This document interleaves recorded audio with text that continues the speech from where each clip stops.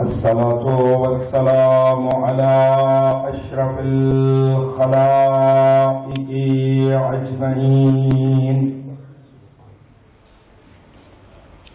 سيدنا ونبينا وشفيع ذنوبنا وطبيب نفوسنا حبيب إله العالمين أبي القاسم محمد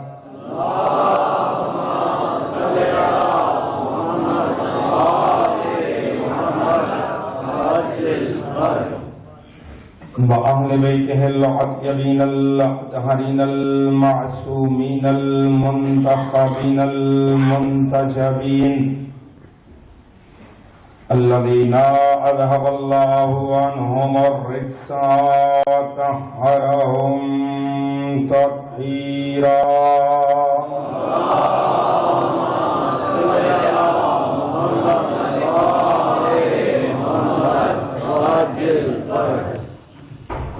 لا سيما على صاحب العصر والزمان روحي وأرواح العالمين للتراب المقدم له الفداء واللعنة الدائمة الباقية على أعدائهم ومنكري فضائلهم وغاصبي حقوقهم أجمعين أما بعد فقد قال حق سبحانه وتعالى في القرآن الكريم وقوله الحق وهو أصدق القائلين بسم الله الرحمن الرحيم إنما المؤمنون الذين آمنوا بالله ورسوله ثم لم يرتابوا وجاهدوا بأموالهم وأنفسهم في سبيل الله أولئك هم الصادقون سروت بھیجی محمد وعلى محمد پر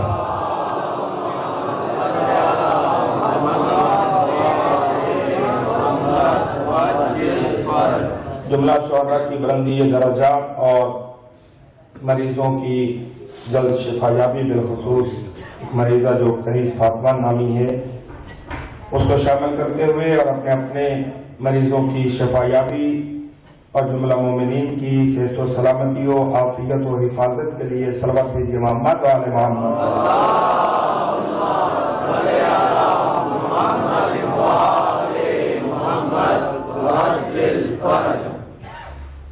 عزیزان گرامی قدر و بزرگان محترم، قبل اس کے کہ گفتگو کو گزشتہ سے متصل کیا جائے، چند ایک گزارشات جو آپ کے گوش گزار کرنا انتہائی اہم ہے اور ضروری ہے۔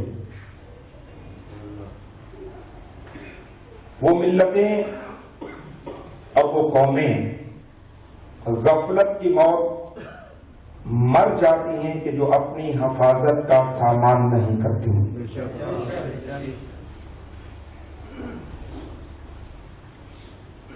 اور آج کے ان پرعشوب حالات میں کہ جب ہر طرف بارود ہی بارود ہے، ہر طرف گولیاں ہی گولیاں ہیں، ہر طرف خون ہی خون ہے،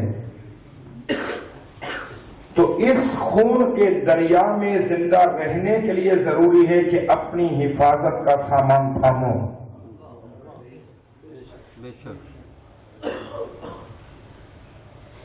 ہم لوگ یہ سمجھتے ہیں کہ جو مجلس کو سن رہا ہے وہ عزادار ہے، اور جو باہر کھڑا ہو کر سیکیورٹی کر رہا ہے وہ پتہ نہیں کیا ہے۔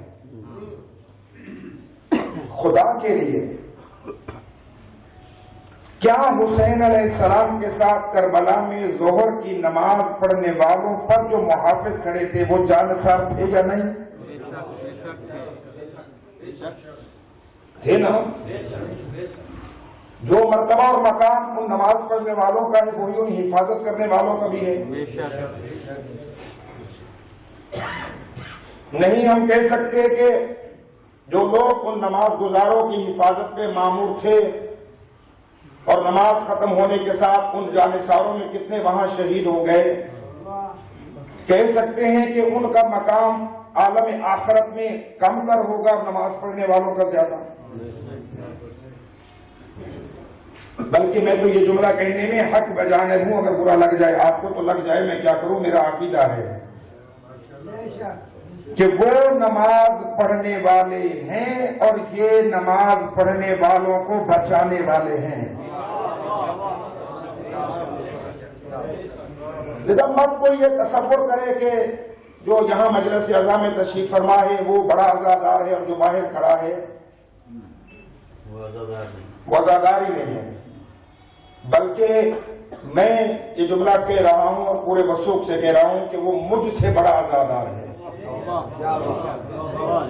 اس لیے مجھ سے بڑا عزادار ہے کہ میں اس کی ضمانت پر یہاں مطمئن ہو کے عبادت کر رہا ہوں.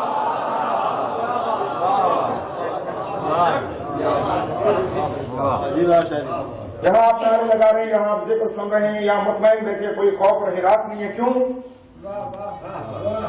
اس لیے کہ کچھ فرزندان حسین اپنی جان ہتھیلی پہ رکھ کے عزا خانے کی حفاظت کر رہے ہیں. باعث شرم ہے اس قوم اور ملت کے لیے کہ جو ایسے نوجوانوں کی قدر نہ کرے.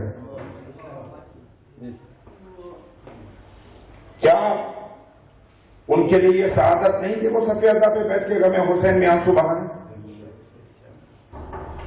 کیا انہیں اپنی آخرت کی فکر نہیں؟ کیا انہیں یہ ذکر اچھا نہیں لگتا جو وہ باہر اسرا پہن کے کھڑے؟ نہیں، لیکن یہ فریضہ ہے. جہاں عزاداری کی محافظت ضروری ہے وہاں عزادار کی محافظت ضروری ہے. اس لیے کہ عزادار رہے گا تو عزاداری منعقد ہو سکے گی.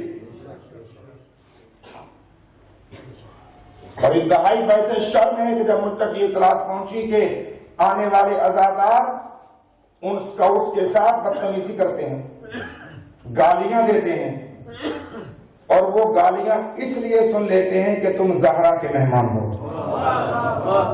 کیا یہی خانوادہ اہل بیت نے سکھایا ہے؟ کیا یہی تعلیم اہل بیت نے دی ہے؟ کیا یہی کردار حسینی کا کرشمہ ہے جو ہم کر رہے ہیں؟ بجائے اس کے کہ ہم تعاون کریں ان لوگوں کے ساتھ، وہ پولیس کے اہلکار ہوں یا ہمارے اپنے بچے جو اسکاؤٹنگ کے شعبے سے وابستہ ہیں. اور پھر اگر کسی جوان سے یہ کہا جاتا ہے کہ آپ اس شعبہ اسکاؤٹنگ میں ہمارے ساتھ تعاون کرو تو ان کے والدین اسے باعث ذلت سمجھتے ہیں. خدا کے لیے اپنی معرفت کو بلند کیجیے. اس سے بڑی سعادت کیا ہو سکتی ہے کہ اگر میرا بیٹا مجلس حسین کی حفاظت کرتے ہوئے مر جائے.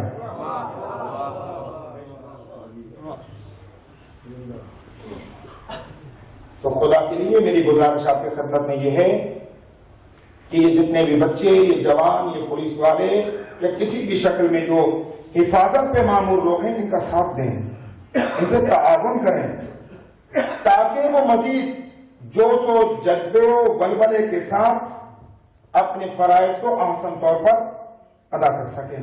صلوات بھیجیے محمد والے محمد پر.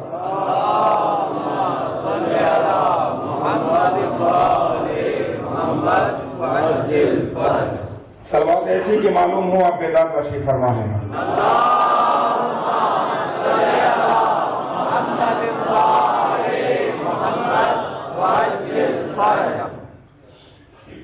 سلسلہ سخن کی کڑیاں کل اس منظر پر ٹوٹ گئی تھیں کہ جب میسرہ نے آ کے خدیجہ کو بتایا، بالکل ٹو دا پوائنٹ بات تاکہ وقت ضائع نہ ہو، کہ راستے میں نستور راہب کے معبد میں کیا ہوا، اور جیسے ہی بی بی کو یہ بتایا گیا تو پلٹ کے خدیجہ نے جو جملہ کہا کہ ہاں کچھ کچھ میں بھی جانتی ہوں. توجہ فرما رہے ہیں. چند لحظے مجھے دیجیے گا کہ میں اس واقعے کے سیاق و سباق میں جانا چاہتا ہوں. کچھ چیزوں کو ثابت کرنے کے لیے کہ کون کون زمانہ جاہلیت میں اعلان نبوت سے پہلے محمد کے بشیر و نذیر ہونے کا یقین رکھتا تھا.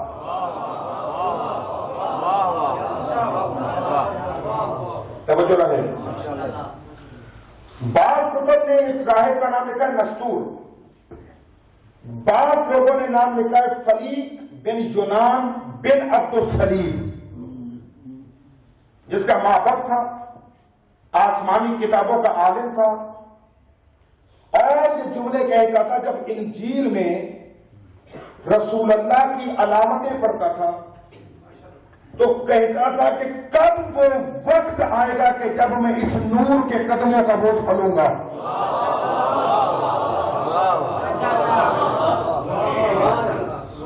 اس کے ساتھ دیگر پادری کہتے تھے وہ وقت آنے والا ہے، قریب ہے، لیکن یہ کہتا پتہ نہیں. ایک دن یہ قافلہ جب حجاز سے چلا تو لوگوں نے، اس کے دیگر بیٹوں نے، پادریوں نے اسے بتایا کہ حجاز سے قافلہ آ رہا ہے، شاید تیری مراد اس میں ہو. اس نے کہا کہ مجھے لگتا نہیں ہے. ایک بیٹے نے کہا نہیں، ہم نے دیکھا کہ جب یہ قافلہ چل رہا ہے تو قافلے کے درمیان ایک نور ایسا ہے جو زمین سے آسمان تک جاتا ہے. تھوڑا بیدار، تھوڑا بیدار. ابتدا میں تھوڑا آپ ساتھ دیں، آخر میں انشاءاللہ میں ساتھ دوں گا. انتظار کرنے لگا. معبد کے قریب آ کے قافلہ رکا.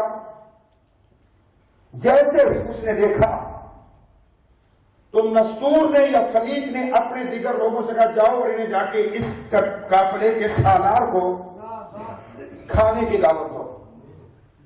وہ گئے. اتفاقاً ان کی ملاقات جہالت کے باپ سے ہو گئی. لفظ تو پہنچ گیا نا. ابو جہل سے چلو پریشان ہو گئے اگر آپ تو. ابو جہل سے ہو گئی.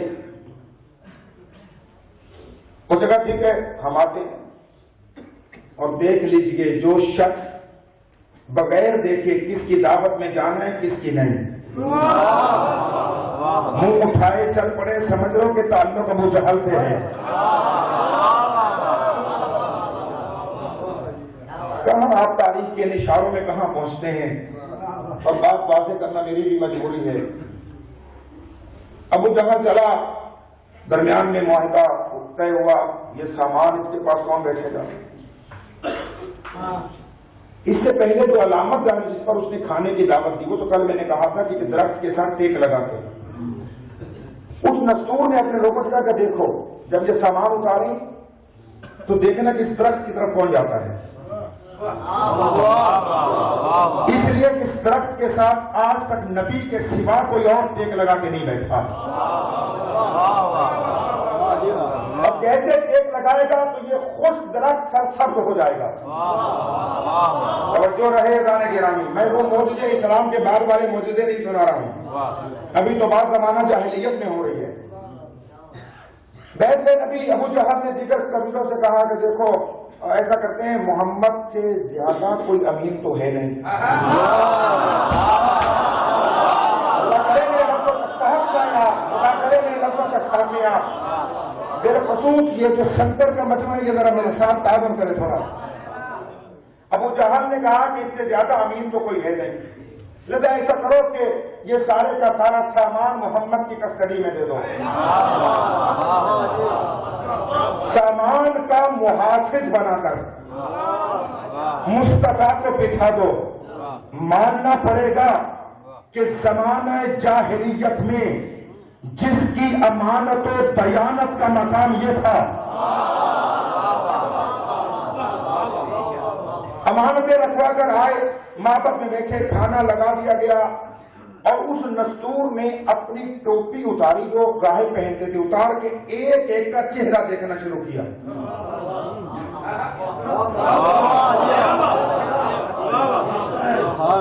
ایسے مسلمان سے تو وہ راہبی اچھا تھا.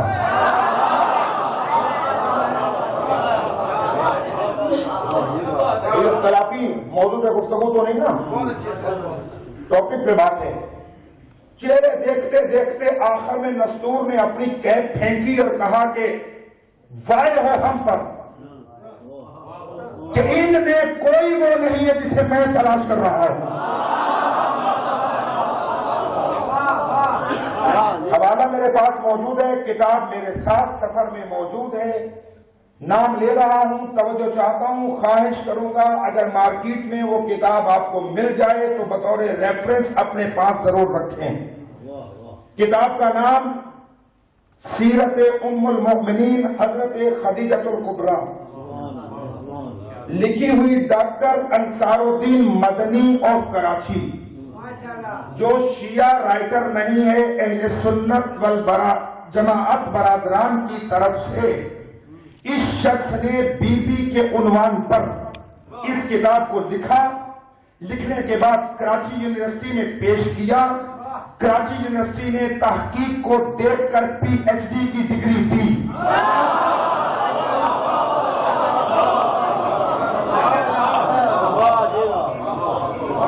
کتاب حقیق کے پاس سفر میں موجود ہے. میں ہدیہ بھی کسی کو نہیں دے سکتا، اس لیے کہ جو کتاب کسی کو دے وہ احمد،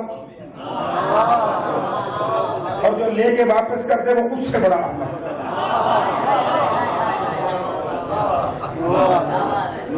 تو یہ میری مجبوری ہے، چونکہ یہ میں نے خود ریفرنس کے طور پہ کتاب اپنے کتب خانے میں رکھی ہوئی ہے. اب چونکہ مجھے بی بی کے موضوع پہ بحث کرنی تھی تو یہ کتاب میرے ساتھ سفر میں موجود ہے. اب جب اس نے دیکھا اس کتاب میں یہ واقعہ موجود ہے، جب اس نے دیکھا تو کہا ان میں کوئی نہیں. توجہ، جس کی خاطر میں نے یہ واقعہ چھیڑا ہے. پلٹ کے اس نے کہا کہ اے قریش والوں، بتاؤ تم میں سے کوئی رہ گیا ہے جسے ساتھ نہیں لے کے آئے ہو؟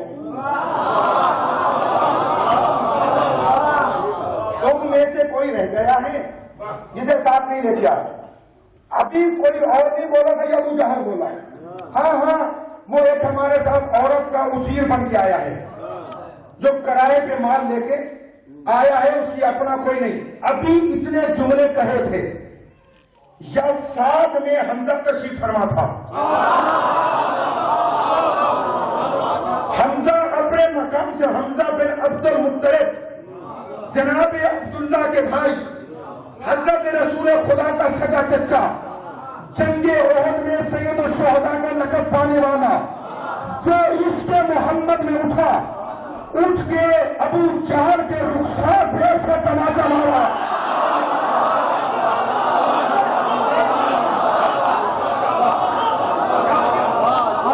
یاد جو دیکھو، مجھے اس موضوع پر جوابوں سے دور نہیں چاہیے. میری محنت کو دیکھ کے بزرگ میرے ساتھ چلو، کیونکہ جوانوں کو تو ہے قلم پر میں نقش کرنا چاہتا ہوں. یہ مت بولے میرے ساتھ، یہ حفظ کرے ان چیزوں کو. صرف حمزہ اٹھے اور ایسا تھپڑ مارا کہ الٹ کر پشت کے بل زمین پہ گرا، اور گرنے کے بعد حمزہ نے ایک جیسے شیر گرجتا ہے. ابو جہل کی دیکھ کر کہتے تو اجیر کہتا ہے؟ کیا تو نے محمد کو بشیر اور نذیر اور سراج منیر نہیں پایا؟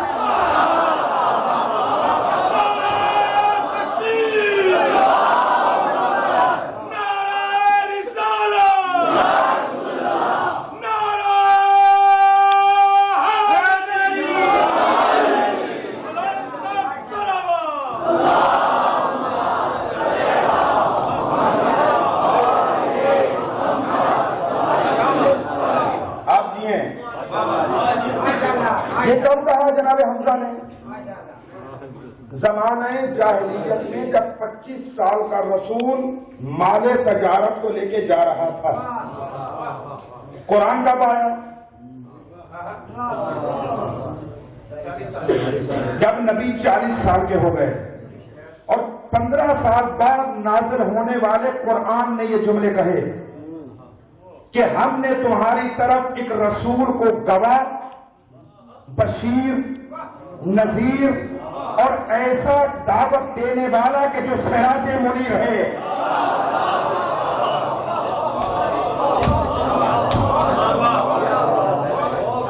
تو جب یہ قافلہ پلٹ آیا، اس جملے کی خاطر میں نے یہ زحمت دی تھی تاکہ یہ پیغام کل نہیں پہنچ سکا تھا، تاکہ یہ تو واضح ہو جائے نا کہ زمانہ جاہلیت میں اعلان رسالت سے پہلے کون کون محمد میں وہ علامتیں دیکھ چکا تھا کہ کب یہ اعلان کرے اور کب ہم اس کے قدموں میں سرنگو کریں۔ توجہ ہے رانے گرامی، بات آگے بڑھائی جائے۔ اب جب میسرہ نے بتا دیا کہ یہ ہوا ہے اور مستور نے یہ کہا ہے، بی بی نے کہا جاؤ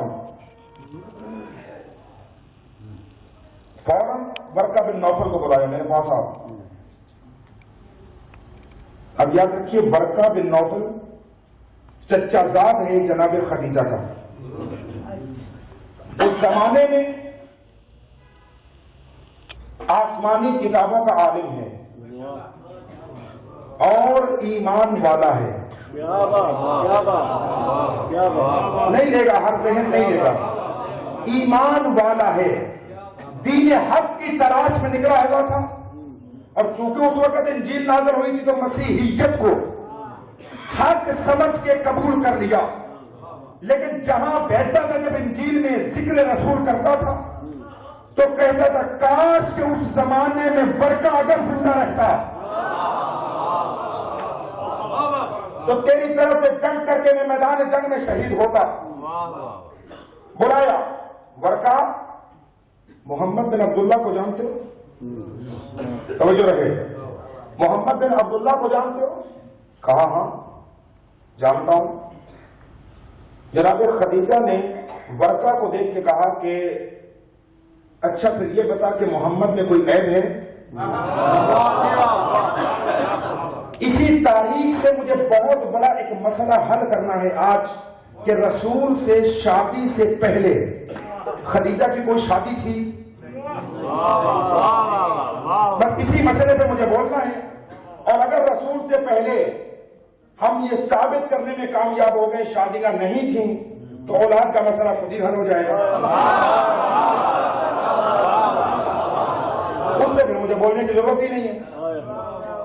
ورقہ کو بلایا، محمد میں کوئی عیب ہے؟ توجہ، عاشقان رسول و خانواد رسول، ورقہ محمد میں کوئی عیب ہے؟ ورقہ نے جناب خدیجہ کو دیکھا، کہا ہاں ہے۔ کہا کیا؟ کہا کہ بی بی جھوٹوں کی اس کائنات میں اس سے بڑا کوئی سچا نہیں ہے۔ اللہ کرے میرے لفظ پہنچ جائے تم پر، خدا کرے میرے لفظ پہنچ جائے۔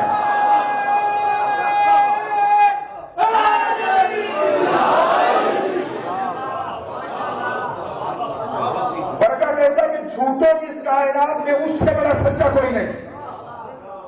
بی بی دیکھا کہتی ورقہ میں نے تجھ سے ناپ تو نہیں پوچھی، میں نے تم سے تعریف نہیں پوچھی، عیب ہے تو بتا۔ کہتا بھول گیا۔ ہاں عیب ہے۔ کہا کیا؟ کہا کہ سرزمین حجاز میں کوئی بھی محمد جیسا حسب و نسب نہیں رکھتا۔ خدا کے لیے یہ تعریف سن کے بول سکتے ہیں، ایسا رکھیے گا۔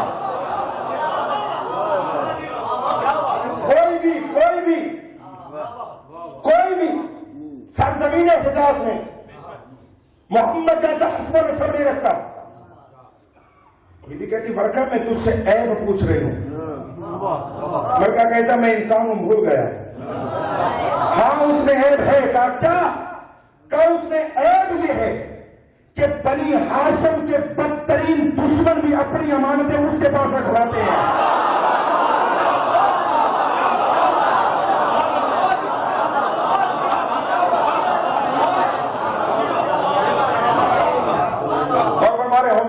بات سمجھ آ رہی حضرت؟ دلوں سے دعا نکلے تو بخل نہ کیجیے گا، اس لیے کہ میں آپ کو دعا دے سکتا ہوں اور آپ دعاؤں کے سوا مجھے کچھ نہیں دے سکتے۔ یہ آپ کی دعاؤں کا صلہ ہے، واللہ میں صحیح کہہ رہا ہوں، کوئی مبالغہ نہیں ہے، کوئی اس میں آپ کی خوشامد نہیں ہے، یہ آپ مومنین کی دعائیں ہیں کہ جو یہ لفظ میری زبان پر جاری ہیں۔ اس نے کہا کہ بنی ہاشم کے بدترین دشمن وہ بھی اپنی امانت محمد کے پاس رکھواتے ہیں۔ بی بی ایک مرتبہ غصے میں آ کے بولی میں تجھ سے عیب پوچھتی ہوں، تو ہے کہ تعریفیں کیے جائے۔ توجہ، میں تجھ سے عیب پوچھتی ہوں تو تعریفیں دیے جا رہے ہیں. پلٹ کے فرقہ اٹھا اور اٹھنے کے بعد کہتے میں اس میں عیب کہاں سے لے کے آؤں جسے کعبے کے رب نے بے عیب خلق کیا.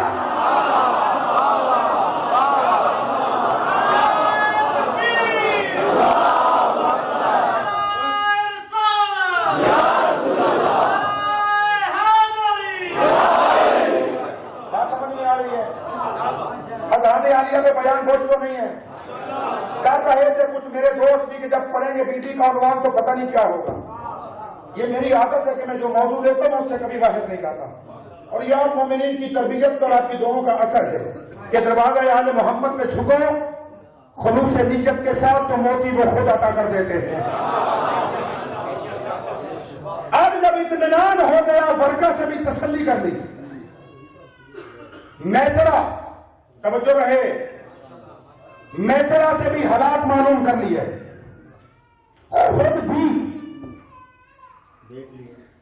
دیکھ بھی لیا, کتابوں میں پڑھ بھی لیا.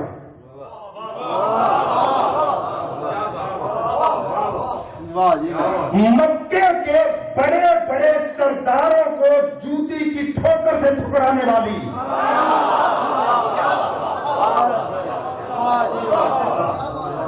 کہہ چکی تھی نبی سے دو روایتیں یہاں پر.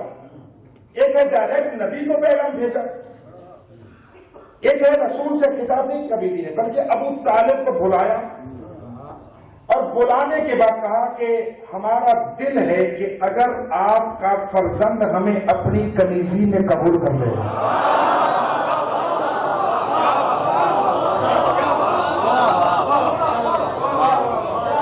میرے ساتھ چلیے گا, میرے ساتھ چلیے گا. حضرت نے فیصلہ وہی کری کہ حالانکہ خاندان کا بزرگ ہے, کہتے اچھا ہم اپنے بھتیجے سے پوچھ لیں. پلٹے, رسول اللہ کو بلایا, عبداللہ کا چاند سایہ ابو طالب نے نمودار ہوا. توجہ رہے, رسول اللہ سے پوچھا کہ آپ کا خدیجہ کے متعلق کیا خیال ہے. پیغمبر نے پلٹ کے کہا کہ عرب کے بدترین معاشرے میں اس سے نیک خاتون موجود نہیں ہے.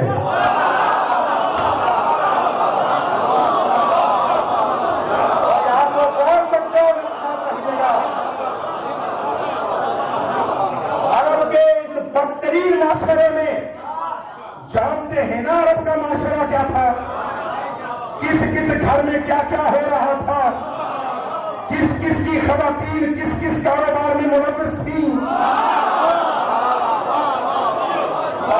تاریخیں جائیں اور انصار کی کتابوں کو پڑھیں. قائد بدترین معاشرے میں خدیجہ سے نیک خاتون کوئی نہیں. اب ابو طالب اٹھے, حمزہ کو ساتھ لیا, عباس بن عبد المطلب کو ساتھ لیا. چلو میں محمد کا رشتہ لے کے جا رہا ہوں. توجہ, اپنی شادیوں میں شادیانے بجانے والوں, آج ذرا مصطفیٰ کی خدیجہ سے شادی تو سنو. چلے رشتہ لے کے. ادھر جناب خدیجہ کو خبر ہوئی, چچا نوفل کو بھی بلایا, برکہ کو بھی. کہا دیکھو سید العرب آ رہا ہے, خدا کے لیے اس تاریخ کو لیجیے گا. سید العرب آ رہا ہے, جیسے جیسے وہ کہتے جائیں ویسے ویسے مان لینا. اسی قسم کی کوئی بحث ابو طالب سے مت کرنا. وکیل بنا کے بھیج دیا. تینوں چچا رسول کے بیٹھے, نوفل اور ورقہ بن نوفل بھی بیٹھے. جناب ابو طالب نے بات شروع کی, اے خویلد کے بھائی, ہم اپنے بھتیجے محمد کا رشتہ تیری بھتیجی کے لیے لے کے آئے ہیں. پلٹ کے نوفل نے جملے کہے کہ میری بھتیجی کے پاس مال بہت ہے, بتاؤ آپ کے بھتیجے کے پاس دینے میں کیا ہے. اتنا سنا جناب حمزہ اٹھے, کہا یہ تم نے کیا کہا کہ محمد کے پاس کیا ہے. हाशमियों का जो कुछ है मोहम्मद पे निसार है।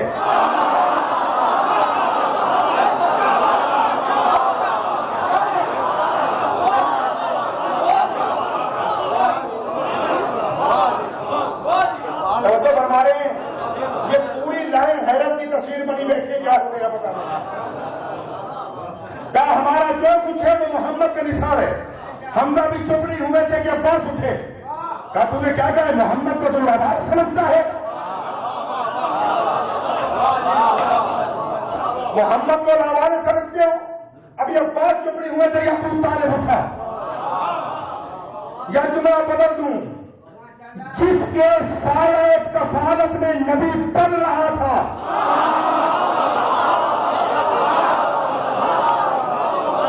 नहीं जो लफ्ज नहीं ले सके, फिर लफ्ज बदल रहा हूं। अब्दुल मुत्तलिब का जानशी मोहम्मद के हवाले से उठा और कहा तूने ये माल का ताना जो हमें दिया है, इतना सुनना था क्या। जनाब खदीजा ने कनीज को भेजा, जा सैयदुल अरब गुस्से में है। बरका को बोला, क्या सजाएं बुलंद है, मैंने कहा नहीं था कोई बहस ना करना। बरका वापस आए पैगाम लेकर, उधर हजरत अबू तालिब फरमाया तू माल को क्या समझता है, बता अरब में हमसे ज्यादा मोहतरम खानदान मौजूद है।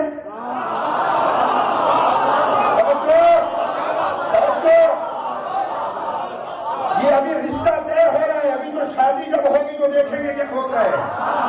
तो हमसे मोतबर खानदान अरब में दिखा सकते हो, कहा ऐसा तो नहीं है। कहा फिर सुन, बेशक मेरे भतीजे के पास माल नहीं है, लेकिन अकल में, शर्फ में, फजीलत में कोई इंसान उसका मुकाबला नहीं कर सकता।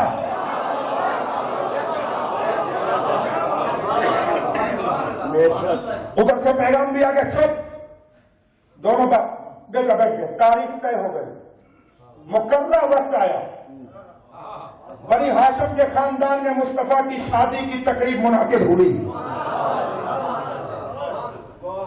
वारिस इब्राहिम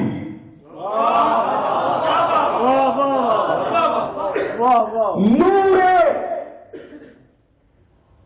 कायनात को लेकर अपनी दहलीज से निकला, इस तरह से कि हाथ में असा इब्राहिम, तबर्रुकात अंबिया साथ, तवज्जो रहे, तकरीब मुनक़िद, वज़्ज़ुहा के चेहरे पर यासीन का सेहरा। हाय हाय, सोचो रहे यार, मुझे बोलने दीजिएगा रसूलुल्लाह के बारे में। अब वज़्ज़ुहा के चेहरे पर यासीन का चेहरा, फूल गुलाब के नहीं, ताहा मुज़म्मिल मुदस्सिर के फूलों से बनाया हुआ।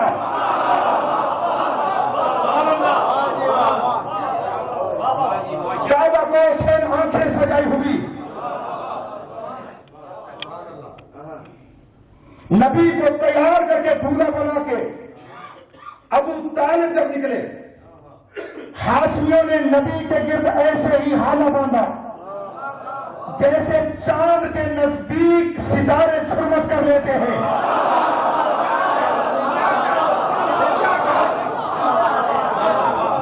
तवज्जो रहे, मौजूद है खदीजा, तवज्जो, और बात को किसी न किसी हद तक नतीजे तक पहुंचाना है, इसलिए कि वक्त सिमट रहा है और मौजू फैल रहा है।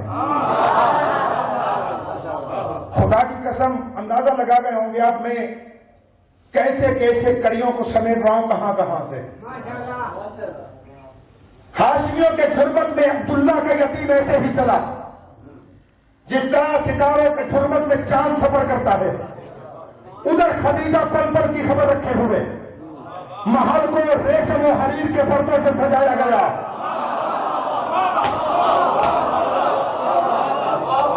शाम से कीमती कलीन खरीद के वो बिछाए गए। मसरत लगी, हाशमी रसूल की बारात लेके खदीजा के घर पहुंचे। मसरत पे अब्दुल्ला का यतीम बैठा, पहलू में अबू तालिब बैठे, सामने वर्का बैठा। अब बात हुई कि निकाह का खुतबा कौन पढ़ेगा।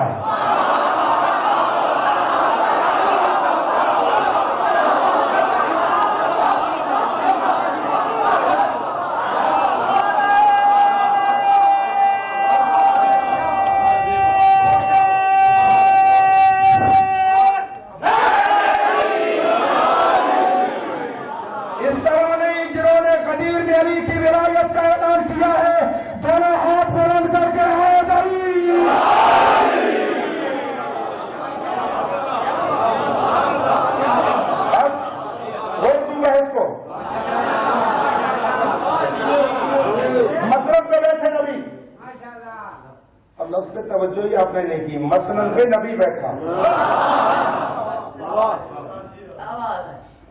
अबू तालिब पहलू में, वर्का ने इशारा किया कि अबू तालिब आपकी मौजूदगी में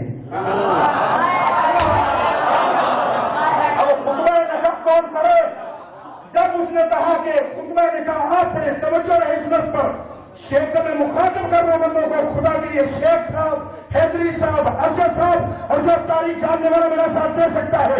जब वर्का ने कहा खुतबा आप पढ़े, अबू तालिब ने हाशमियों की फसाद और बलागत की तस्वीर बन के कहा, अल्हम्दुलिल्लाह।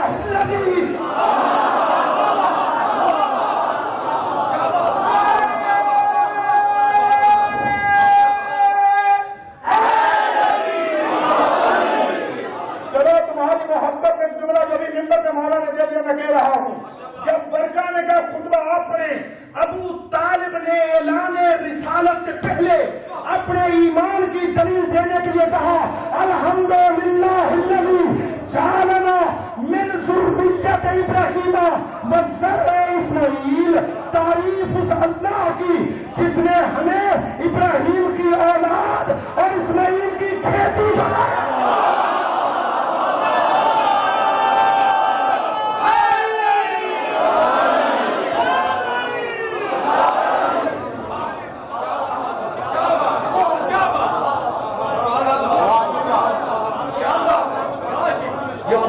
पहली लाइन है, अभी खुतबा कामिल नहीं हुआ। आज मैं पूरा खुतबा पढ़ूंगा, ये लाइन तो पिछले साल भी पढ़ चुका हूं। आज पूरा खुतबा मुझे पढ़ना है और आज रसूल अल्लाह के निकाह का खुतबा पढ़ूंगा। आज या 9 को अबू तालिब के निकाह का खुतबा पढ़ूंगा। फिर पता चलेगा कौन कौन जमाने जाहिलियत में निकाह की औलाद है।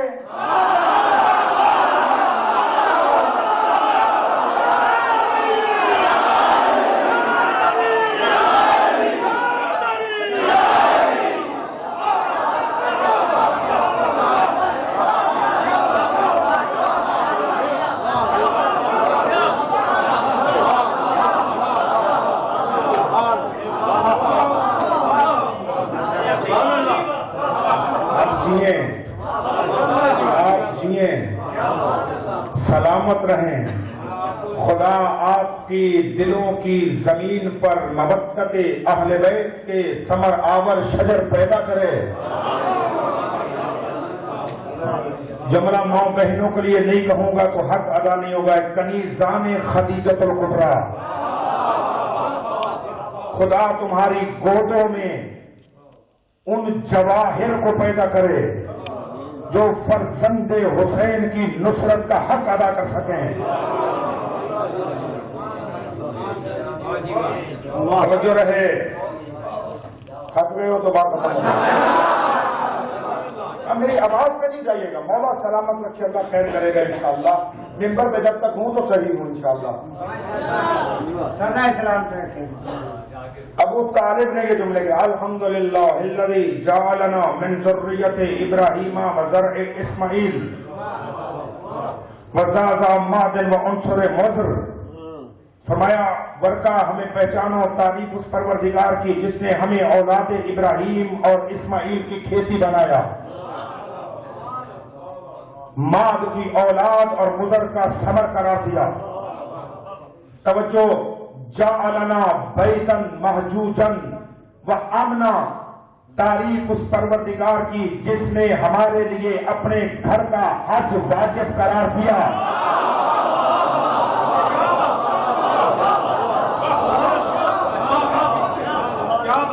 तवज्जो, आम घर में गुफ्तगू नहीं, अरब की मालदार खातून के घर में बात हो रही है। पलट के अबू तालिब ने अगला जुमला कहा, वज्जअलना हुक्कामन अलन्नास, और तारीफ उस अल्लाह की कि जिसने हमें काबे का मुतवल्ली बना के लोगों का हाकिम बना दिया। नहीं ले सके आप इन लफ्जों को। उसके बाद आए, दरमियान का हिस्सा खुतबे का छोड़ रहा हूं, आए नबी पर। अम्मा बाद, ये तो था अबू तालिब अपना खानदान बता रहे थे, अब ये भी तो बताना है कि दूल्हा कौन है।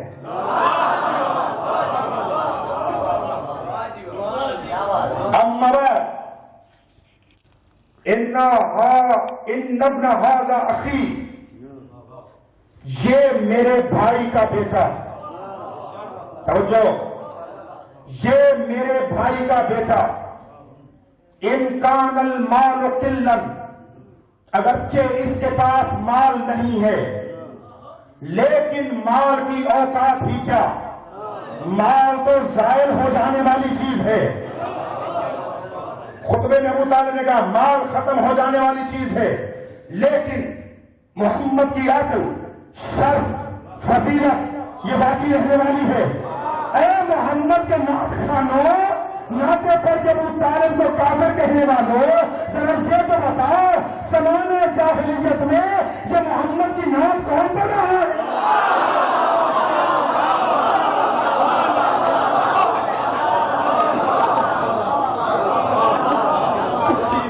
ये नाते रसूल मकबूल पढ़ी। खुतबा अबू तालिब ने कहा, काबर का बता, उसे कहा महर, समझो का हक्कुल महर। हमारे यहां भी होता है, शादियां गैर शरई, महर शरई। 32 रुपए आज सामने, शादी पे 10 लाख, हक्कुल महर ने हाथ जोड़ दिए।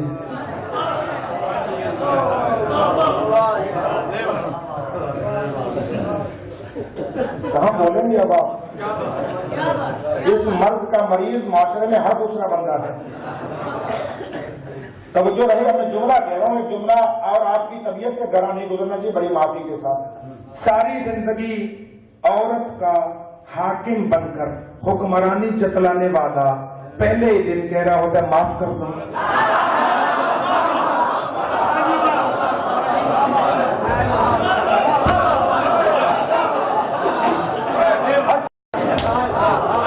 तो सारी जिंदगी हुकूमत के ढोंग रचाने वालों, पहले दिन भी तो हाकिम बनो ना।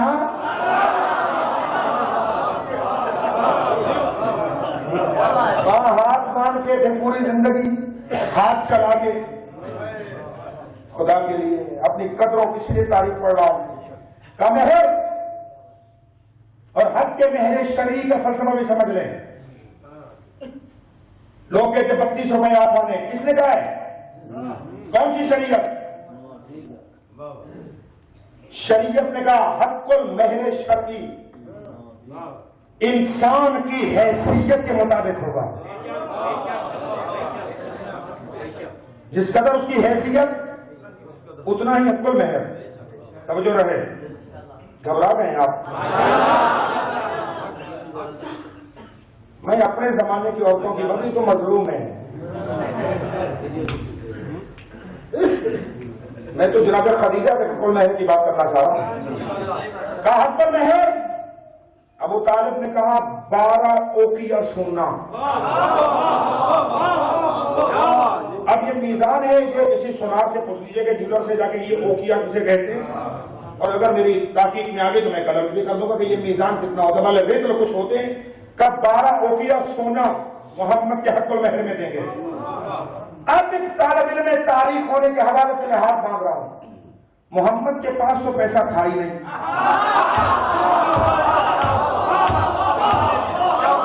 खुतबे के लफ्ज़ हैं, देखिए महर की भी दो, जिसमें एक मुअज्जल, ایک غیر مؤجل ہے. مؤجل ہوتا تو موقع پہ دینا، غیر مؤجل جب بیوی مانگے تب دینا. خطبے کے لفظ ہیں کہ ابو طالب نے کہا 12 اوقیہ سونا مؤجل، ابھی ادا کریں گے، ابھی دیں گے، ابھی. اور مصطفیٰ کے پاس تو مال تھا نہیں، پھر یہ کس کا رزق حرام تھا جو محمد کے مہر میں گیا.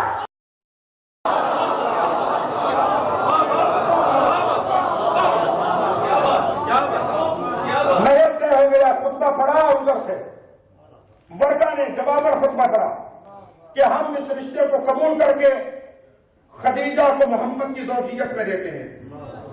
توجہ، ادھر بی بی کو مبارکباد ملی کہ رشتہ محمد سے ہو گیا ہے، ادھر بی بی نے ورقہ کو بلایا اور کہا ورقہ جاؤ میری طرف سے کعبہ، اور کعبے میں لوگوں کو گواہ بنا کے کہو کہ خدیجہ کہہ رہی ہے آج کے بعد جو کچھ خدیجہ کا ہے وہ محمد کا ہے.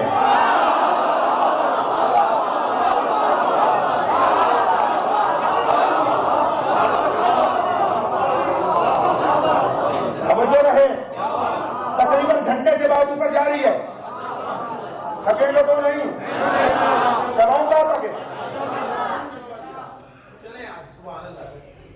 لگ رہا ہے کہ فجر بھی ہو جائے تو مسئلہ نہیں. جو کچھ ورقہ اعلان کرو، ورقہ اعلان، توجہ رہے، ورقہ اعلان کرو خدیجہ کے خزانے میں جو کچھ ہے خدیجہ اس خزانے سمیت اپنے نفس کو محمد کے قبضے میں دیتی ہے. اب ہے قرآن میں آیت وَمِنَ النَّاسِ مَن يَشْرِي نَفْسَهُ ابْتِغَاءَ مَرْضَاتِ اللَّهِ. لوگوں میں سے وہ ہے جو اللہ کی مرضیاں لینے کے لیے نفس بیچتا ہے. یہ آیت ہے علی کے متعلق، اور میں علی کے نفس کی بات نہیں کر رہا، اس لیے کہ مولا نے جو بیچا تھا تو مرضیاں نہیں تھی، لیکن زمانہ جاہلیت میں یہ اعزاز اللہ نے فاطمہ کی ماں کو دیا کہ جس نے سب سے پہلے اپنا نفس محمد کے حوالے.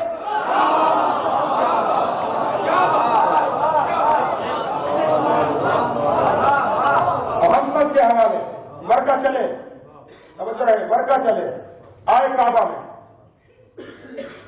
اے کعبہ کے گرد گھومنے والے آؤ گواہ بنو. لوگوں نے کہا کس بات کی گواہ بنے گا؟ آج یہ ہوتا ہے نا کسی کو گواہی دے دو،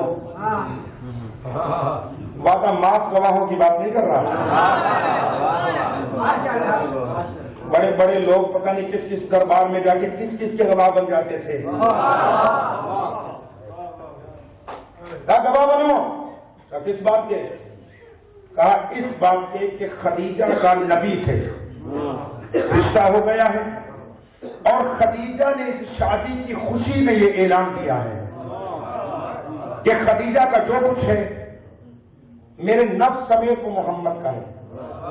یعنی آج کے بعد میں اپنے نفس پر بھی کوئی حق کے حکومت نہیں رکھتی. اب ایک لطیف جملہ لطیف ذہنوں کے لیے کہ شادی کے پہلے دن خدیجہ نے ولایت کا مفہوم سمجھایا.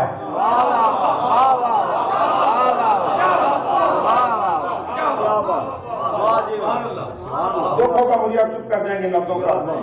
نبی نے غدیر کا خطبہ دیتے ہوئے کیا لفظ کہے تھے کہ النبی اولی بالمؤمنین من انفسہم، کہ بتاؤ کیا تمہارے نفسوں پر نبی تم سے زیادہ حق کے حکومت نہیں رکھتا. یہ ہے ولایت کا مفہوم. آیتیں بعد میں آئیں، خدیجہ نے ترجمہ پہلے کیا.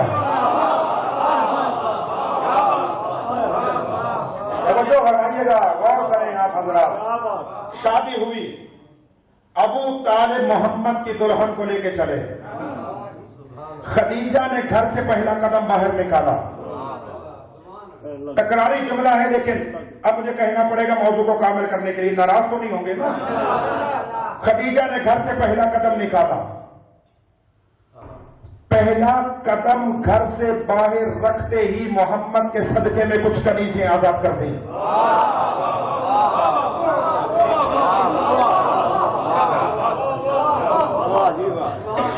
وہاں رسم ہے نا، جب دلہن کو لے کے واپس جاتے ہیں، کچھ کبوتروں کو، کچھ مرغیوں کو، کچھ بکروں کو، اور یہ سلیقہ کس نے سکھایا؟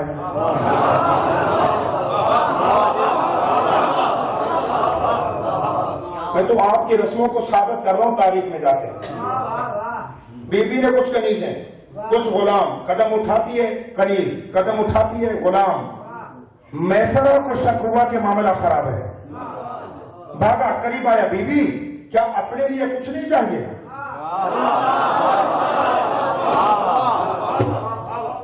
آپ کو اپنی ذات کے لیے کوئی خدمت گزار؟ خدیجہ نے میسرہ کو دیکھ کر کہا آج کے بعد خدیجہ کو اپنی خدمت کے لیے کسی کنیز کی ضرورت نہیں، اس لیے کہ میں خود محمد کی کنیز بن گئی ہوں.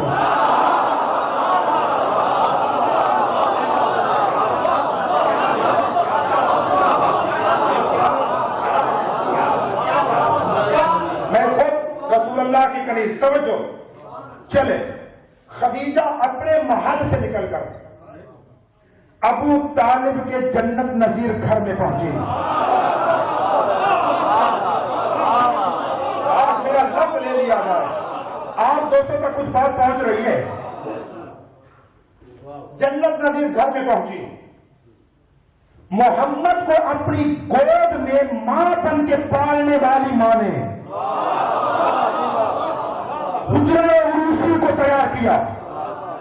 مسند لگی، مصطفیٰ کی دلہن کو بٹھایا. توجہ، مصطفیٰ کی دلہن کو بٹھایا گیا. جب مصطفیٰ باہر کے کاموں سے فارغ ہو کر اپنے حجرہ عروسی میں پہنچے اور رحمت کی نگاہ چہرہ خدیجہ پہ پڑی، پہلا جملہ محمد نے کہا انت خدیجہ الکبریٰ.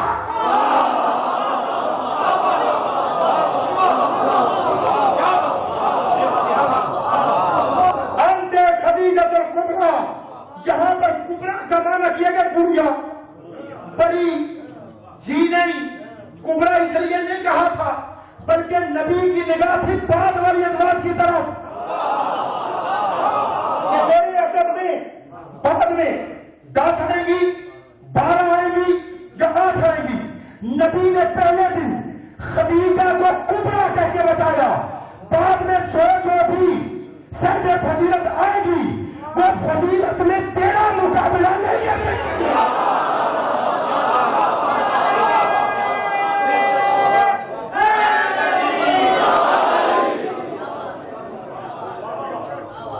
توجہ،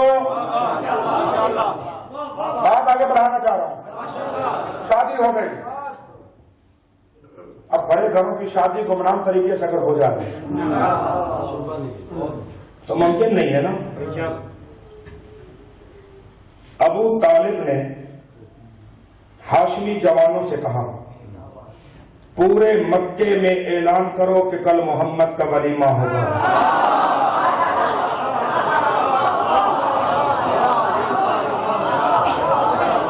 ایک جملہ کہنے کی میں نے جسارت کرنے کی خاطر کے بحث اگر تو روک دیتا، پھر باقی موضوع انشاءاللہ کل چلتا. ابو طالب نے کہا ولیمہ، حالانکہ زمانہ جاہلیت میں ولیمے کا تصور ہی نہیں تھا. ولیمے کا تصور نہیں تھا. یہ رسم قائم کی ابو طالب نے. اور خاتم بتہن اگر معاذ اللہ ابو طالب کافر ہوتا، توجہ، ابو طالب کافر ہوتے، فتح مکہ کے بعد نبی نے کافروں کی کافی رسموں کو ختم کر دیا.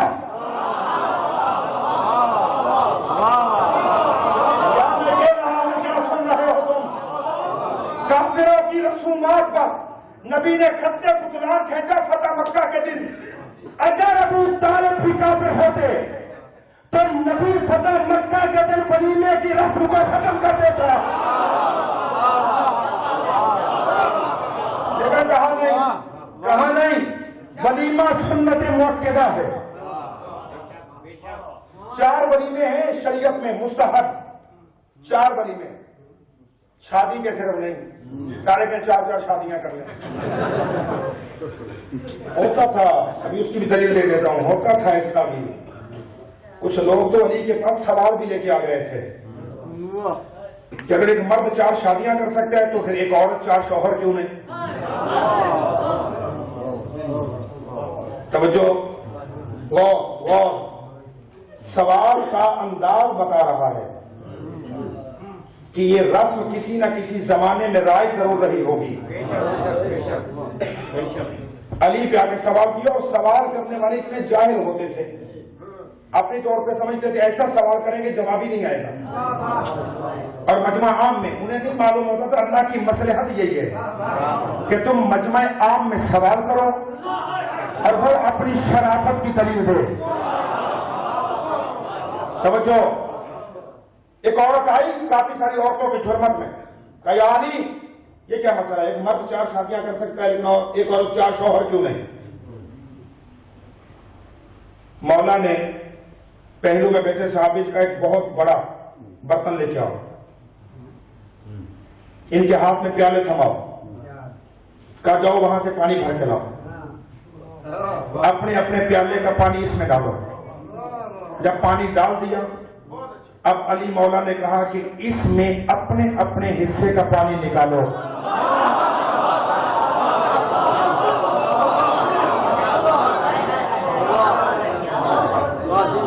اس میں سے اپنے اپنے حصے کا پانی نکالو، لیکن خیال رہے دوسرے کا پانی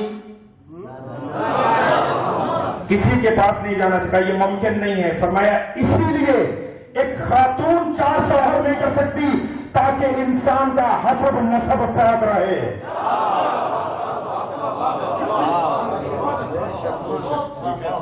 تو 4 ولیمے شریعت میں موجود ہیں، شادی کا ولیمہ، مکان بنانے کا ولیمہ،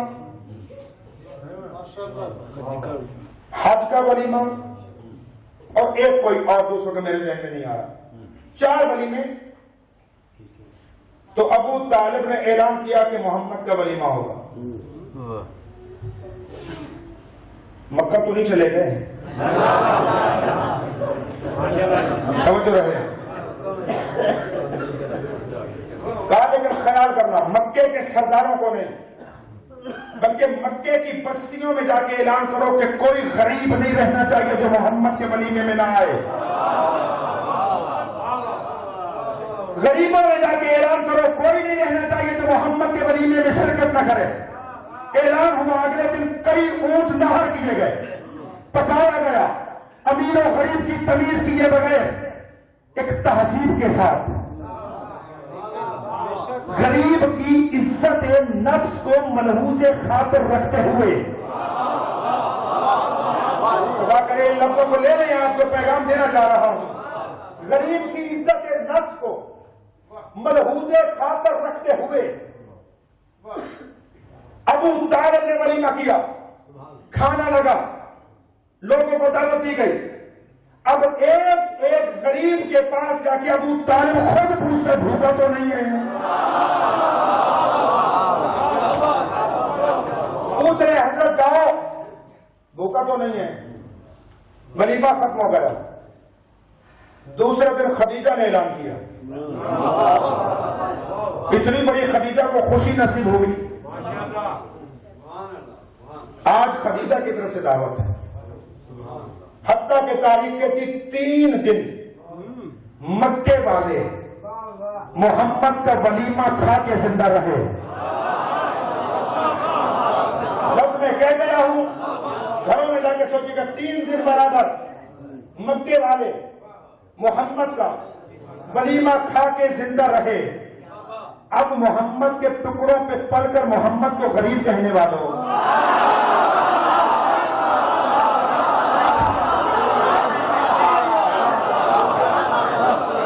ایسے لفظوں میں گزرنا چاہ رہا ہوں۔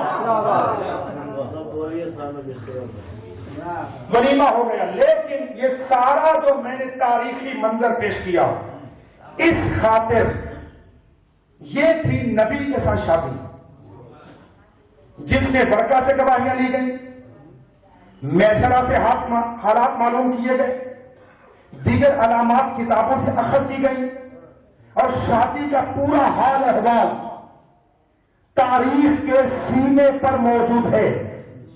اگر نبی سے پہلے بھی خدیجہ کی کوئی شادی ہے تو تاریخ اس کا حال بتانے میں مجبور کیوں ہے؟ سر اٹھائیے گا، سر اٹھائیے، اب تھوڑی تحقیقی بحث بھی ہونی چاہیے کہ اگر نبی سے پہلے کہا جاتا بیوہ تھی، 2 شادیاں تھیں،